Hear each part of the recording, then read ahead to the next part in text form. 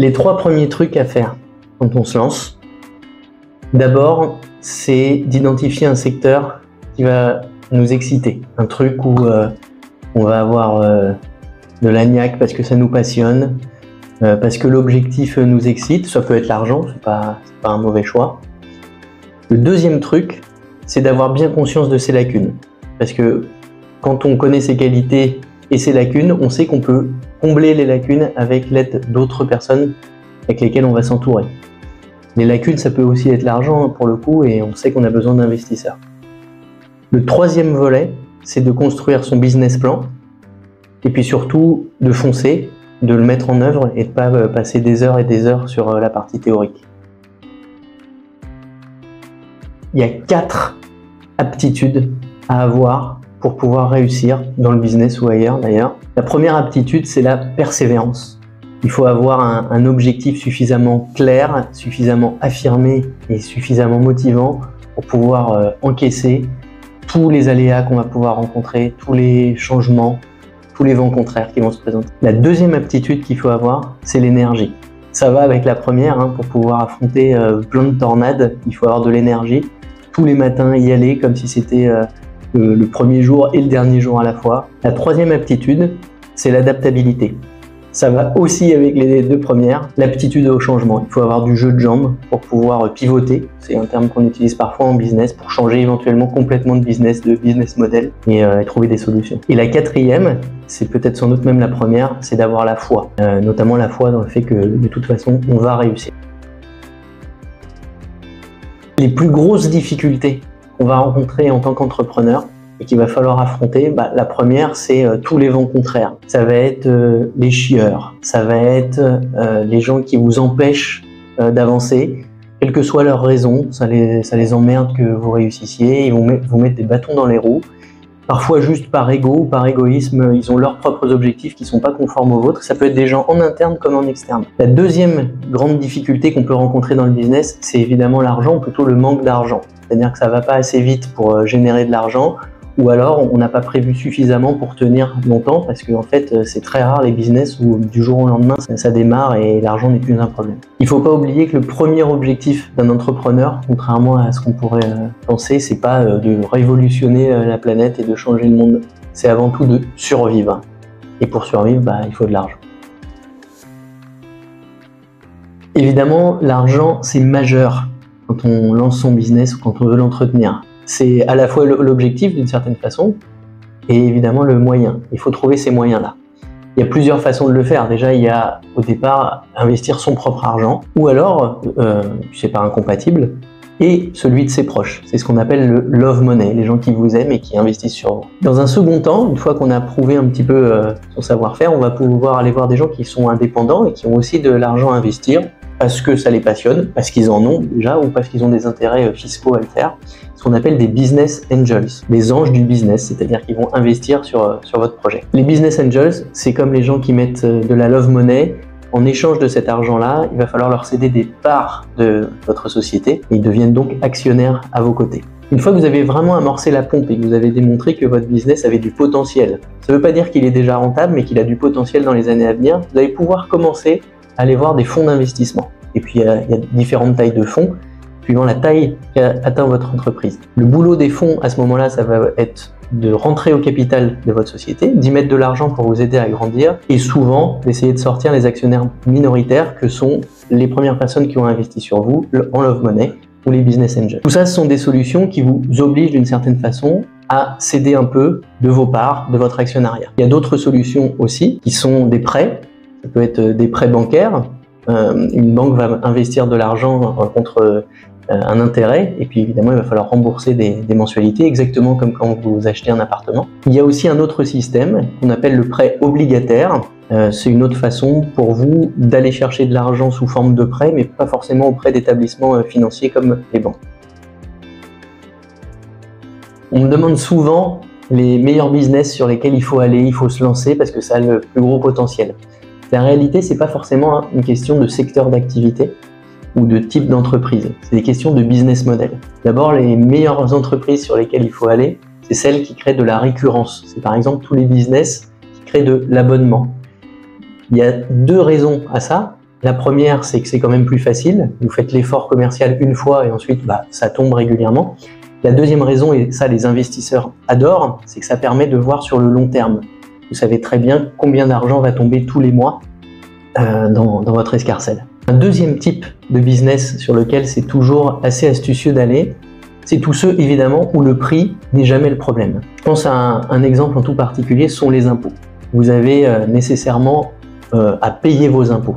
Donc le prix n'est pas l'enjeu, c'est quelqu'un qui va vous permettre de faire une économie sur quelque chose de toute façon que vous avez à payer. Même s'il prend une grosse partie de votre économie, de toute façon vous auriez sorti cet argent-là. Donc le prix n'est plus un problème pour votre client et ça fait des merveilles. Une troisième famille de business qui fonctionne très bien, en particulier ces dernières années, ce sont les business où vous avez réussi à automatiser un maximum de process. L'enjeu derrière ça, c'est d'avoir besoin de recours au moins de personnel possible.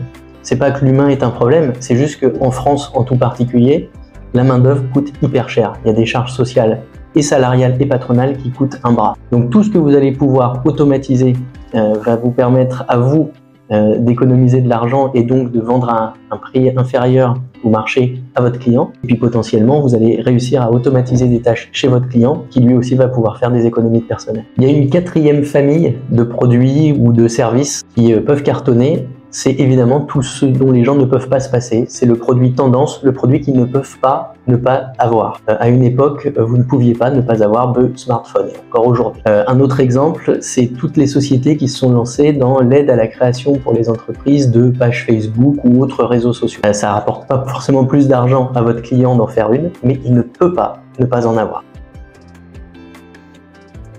Alors la grande question évidemment, c'est Alexandre, dans quel type de business il faut se lancer dans les années à venir et en particulier dès 2024.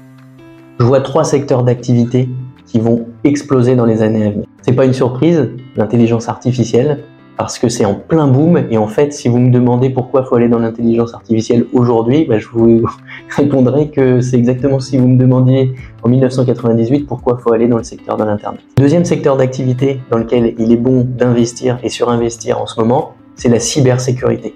Tout simplement parce que vous voyez bien vous-même que vous utilisez des smartphones, des applicatifs, des ordinateurs, des objets connectés et que tout ça crée un grand gruyère dans l'ensemble du monde cyber et qu'il y a des gens qui se sont fait une spécialité d'attaquer vos réseaux Wi-Fi, vos infrastructures et vos ordinateurs. Tous ceux qui vont avoir développé le savoir-faire pour protéger les gens vont réussir à développer des super boîtes dans les années à venir. Il vous aura pas échappé qu'en France, comme dans plein d'autres pays hyper développés, on a un phénomène qui s'appelle le papy boom. On parle aussi de silver economy. Évidemment, s'occuper des seniors, de leur santé, de leur bien-être et potentiellement de leur fin de vie, c'est un secteur d'activité qui va générer beaucoup d'argent dans les années à venir, même si le phénomène a déjà commencé.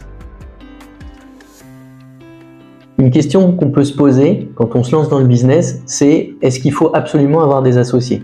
Évidemment, la réponse est non. Il y a des gens qui ont réussi sans associés. On va dire qu'il y a 2 familles d'associés. Les associés qui vous apportent des qualités que vous n'avez pas, des soft skills que vous n'avez pas. Et dans ce cas-là, c'est quand même vachement bien d'avoir des gens sur lesquels vous pouvez compter parce qu'ils savent faire des choses que vous-même vous ne maîtrisez pas. Il y a une deuxième famille d'associés, évidemment, c'est des gens qui ont de l'argent et parfois vous avez besoin d'argent pour vous lancer. C'est les 2 grandes familles qui d'une certaine façon vous obligent un petit peu pour maximiser vos chances de réussir, même si vous pouvez potentiellement faire 100 si vous êtes un peu Superman ou Superwoman. Les 2 familles d'associés qu'il est bon d'avoir à vos côtés pour maximiser encore une fois les chances de réussir. Lorsqu'on veut lancer son entreprise, et ne serait-ce que pour se rassurer et vaincre un peu sa peur, on a tendance à vouloir s'associer avec d'autres, et notamment parce que un soir, au coin d'une table, on a évoqué une idée de business avec des amis ou quelqu'un de la famille. Ça peut marcher. Il faut juste se dire que le business et l'amitié ou la famille font pas nécessairement bon ménage. C'est-à-dire que ça va très bien marcher au début parce qu'on a des affinités, parce qu'on a de la confiance. Le problème, c'est que le business pilonne tous les jours avec des problèmes. Et quand il y a des problèmes, on est confronté à des états d'esprit qu'on n'imaginait pas chez les proches. Et souvent, ça s'effrite. Moi, je déconseille plutôt de se lancer avec des amis ou de la famille parce que généralement, ça finit mal, soit pour le business, soit pour les relations personnelles, et soit souvent, malheureusement, pour les 2 en même temps. Le maître mot, qui va guider souvent votre démarche entrepreneuriale, avant et pendant, c'est votre capacité à convaincre. Convaincre des clients de vous suivre et d'acheter votre produit ou votre service. Convaincre des actionnaires d'investir à vos côtés. Ou tout simplement convaincre des banquiers de vous prêter de l'argent. Il y a quelque chose qui est vrai pour tous ces acteurs-là, sans exception, c'est qu'il faut leur livrer ce qu'ils ont envie d'attendre, ce qu'ils attendent. Donc parlez pas de vous, parlez pas de votre projet, mais partez des bénéfices que eux vont attendre de votre produit, de votre entreprise ou de l'argent qu'ils vont pouvoir faire grâce à votre entreprise. Il y a une étape qui emmerde plein de gens avant de lancer leur business, c'est de devoir faire leur business plan. C'est vrai que c'est beaucoup plus tentant d'être dans l'action, de faire, que de devoir se poser sur une feuille Excel et de mettre des chiffres. Sauf que le business plan, c'est une étape primordiale et pour 3 raisons. La première, c'est que ça va vous permettre de mettre des hypothèses de chiffre d'affaires, de dépenses, etc. Et c'est sur cette feuille Excel-là que vous allez voir si votre business est capable de voler. Vous pouvez vous mentir, truquer un peu les chiffres, etc. Vous mentir à vous-même. Enfin, si ça ne passe pas sur Excel, il y a peu de chances que ça réussisse dans la vraie vie. La deuxième raison, c'est que c'est ce business plan qui va vous permettre de convaincre des associés de vous suivre, éventuellement des investisseurs de mettre de l'argent dans votre boîte, mais même des salariés potentiellement de vous rejoindre, alors que pour l'instant vous n'avez pas pignon sur rue et vous avez juste un projet et une vision à leur vendre. Et la troisième raison, c'est que le business plan en réalité, son cycle de vie, c'est pas juste l'étape 1, voire l'étape 0 dans votre entreprise, c'est votre feuille de route pour la suite. C'est-à-dire que c'est à ce business plan que vous allez pouvoir vous référer régulièrement pour voir si vous êtes dans les clous de ce que vous vous êtes fixé comme objectif. Pour faire un business plan, et je vais y dédier une vidéo parce que c'est tellement important dans la vie d'une entreprise que j'ai voulu aider les entrepreneurs et les entrepreneuses à se poser rapidement, parce que ça sert à rien d'y passer des heures, sur la façon dont ça se constitue. Il y a 3 grandes parties. La première, évidemment, ce qu'on appelle l'exploitation au sens comptable du terme, c'est que d'un côté vous avez des recettes, du chiffre d'affaires, et de l'autre vous avez des dépenses. Il va falloir travailler ça avec des hypothèses. Quel chiffre d'affaires je vais être capable d'aller chercher, quelle est la taille de ma cible, quel est mon taux de pénétration sur cette cible-là, et puis quel type de dépenses je vais devoir engager en face pour voir si les recettes sont supérieures aux dépenses. Ça, c'est la première partie. Il y a une deuxième grande partie qui est de quelles ressources je vais avoir besoin, et je ne parle pas de ressources humaines, je parle de ressources financières. Est-ce que je vais devoir acheter des machines? Est-ce que je vais devoir acheter des immeubles? Est-ce que je vais avoir besoin d'investir avant de pouvoir lancer et de pouvoir vraiment générer du chiffre d'affaires? Et la troisième grande partie, c'est la trésorerie. Parce que vous pouvez avoir, et c'est assez surprenant, les gens ne savent pas ça, une société qui est plutôt saine, qui est plutôt en bonne santé, c'est-à-dire qu'elle a des clients, elle a du chiffre d'affaires, et même ce chiffre d'affaires est supérieur et de loin à ses dépenses. Pour autant, elle n'a pas bien prévu sa trésorerie, c'est-à-dire que l'argent ne va pas rentrer suffisamment vite dans la boîte. Vous payez vos fournisseurs dès que vous recevez la facture, mais si vos clients vous payent 60 jours plus tard, en réalité, vous allez créer une dépression dans votre trésorerie et votre boîte va couler alors qu'elle était hyper saine. C'est ça qu'il faut anticiper aussi dans le business. Il y a une différence majeure entre ceux qui arrivent à faire 100 millions d'euros de chiffre d'affaires et ceux qui vont plafonner à 100 000 euros de chiffre d'affaires.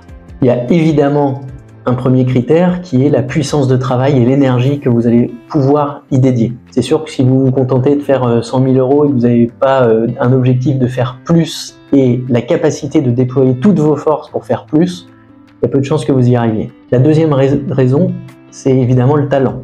On va pas se mentir, il y a des gens qui ont un peu plus de talent dans certains domaines d'activité que d'autres. Il y a des gens qui courent plus vite que d'autres, il y a des gens qui restent plus longtemps sous l'eau que d'autres. C'est ce que j'appelle le talent dans le business. La troisième raison, et on va pas se mentir non plus, c'est la chance. Parfois les planètes sont alignées et parfois elles le sont moins. Il y a des gens qui sont au bon endroit au bon moment et d'autres qui laissent passer le train. Et la quatrième raison, et ça c'est ce qu'il y a de plus hallucinant, c'est simplement le fait d'y croire, de croire que c'est possible. Il y a des gens qui vont pas faire plus de 100 000 euros parce qu'ils pensent que 200 000, 10 millions, voire 100 millions, et encore pire au-delà, c'est pas pour eux.